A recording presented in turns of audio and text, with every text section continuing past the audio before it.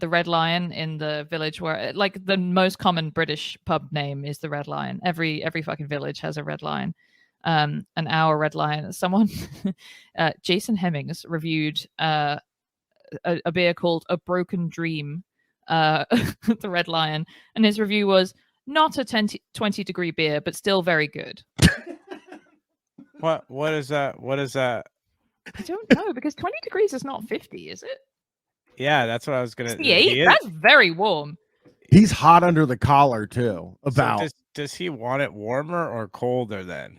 Maybe he wanted it colder. No, he said not at 20 degree. I don't know, but 20 degrees is like 68 degrees Fahrenheit. But it seems to me that he wanted 20 degrees. Yeah.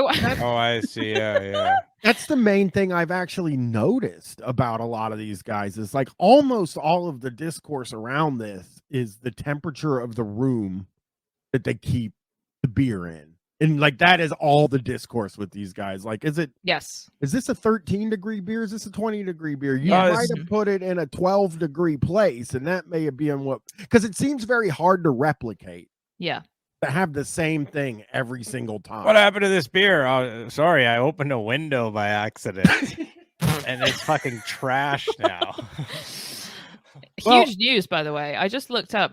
The Red Lion in Hawley, which is where I grew up, was Camera's beer of the the pub of the year in 2015. You should go there now. Now you got to go there again. Well, it's funny because whenever we've gone back to Hawley, I don't let Lewis go because everybody's dad goes there, and I don't want him to. Because I never went, like I never went there growing up. My mum let me drink in the house, so I would just do that. I'd drink on the cricket pitch, whatever. But even when I turned 18, it didn't seem appealing to me to go and drink in the pub where everybody's fucking parents was, drinking. And probably being annoying as hell. Oh, they're so annoying. Brian's probably like, why were crickets pitching? Like, no, it's a sport, Brian. I know cricket. I've watched several cricket documentaries. It's very I've watched 3 or 4 cricket documentaries. I didn't know there were 3 or 4 cricket documentaries. Well, there's those ones where they're like they follow a cricket team. Oh, okay. For a season. I watched that. I watched one about the corruption in cricket in India. And I think that was a 2-parter. I don't know why I watched these things. I can say this is a funny kind of cricket joke for the cricket fans out there. Is like, yeah, you do one documentary series on a single test match. If it was, some of them go for a couple of days. Long time. So that's sort of an inside joke for cricket heads. Britain over here. I mean, we got the most British person on this podcast, and it's not Libby. Yeah. Look, I mean, I'm about to get my American citizenship, so maybe I'll just stop telling people I grew up in Britain at all, try and get my accent down and just completely. Can you try an American accent for us? Do you have one in your repertoire? Sure. Now that's that's what I do when people are like, can you do Australian? And that's I'll go, beautiful. No, that was the best. That was perfect.